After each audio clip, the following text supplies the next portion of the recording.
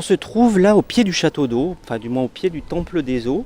Et on a en face de nous la statue de Louis XIV en bronze.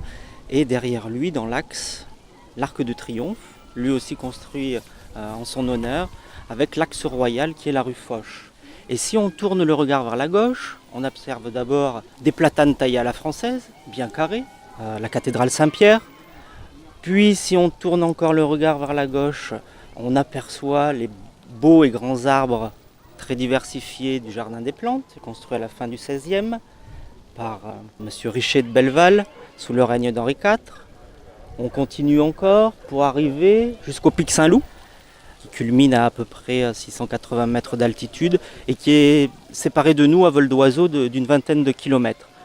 Si on tourne encore le regard, on observe le quartier Mosson. Et enfin, plein ouest, l'aqueduc termine sa course ici sous nos pieds. Cet aqueduc, en fait, a été construit au milieu du XVIIIe et l'objectif a été d'amener une eau de meilleure qualité et en abondance aux habitants du centre.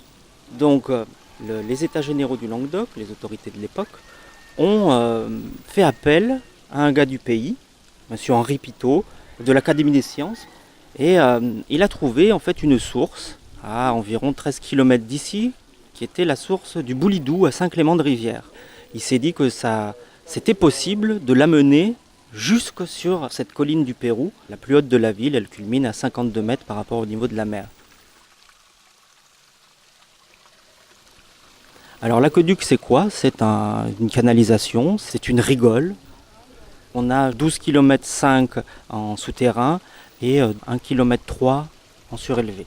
Ce trajet de l'eau a un dénivelé très faible. À 14 km se trouve la source, à 62-65 mètres. Et ici, on est à environ 55, et ce qui fait donc très peu de dénivelé, environ 29 cm par kilomètre. Ce qui est intéressant, c'est de voir donc sur le modèle du pont du Gard comment Pitot a agencé son ouvrage.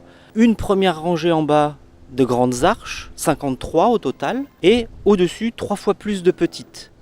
Ce qui fait donc 159 petites arches, plus une quinzaine qui vont depuis le terrain de pétanque, qui est tout au bout, jusqu'au square Birakem.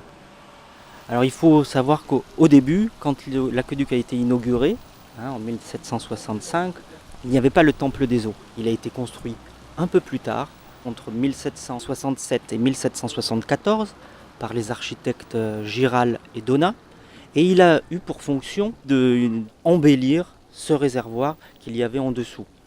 Alors, ce qui peut être intéressant, c'est de lever les yeux au sommet de ce château d'eau et de remarquer qu'en fait, les décorations sont des hommages à l'eau. On a des filets de pêche avec à l'intérieur nombre de poissons. Et également, si on fait le tour de ce monument, on a le visage du dieu des mers, Poséidon, pour les Grecs, ou Neptune chez les Romains, ainsi que son trident qui sont représentés de ce côté-là.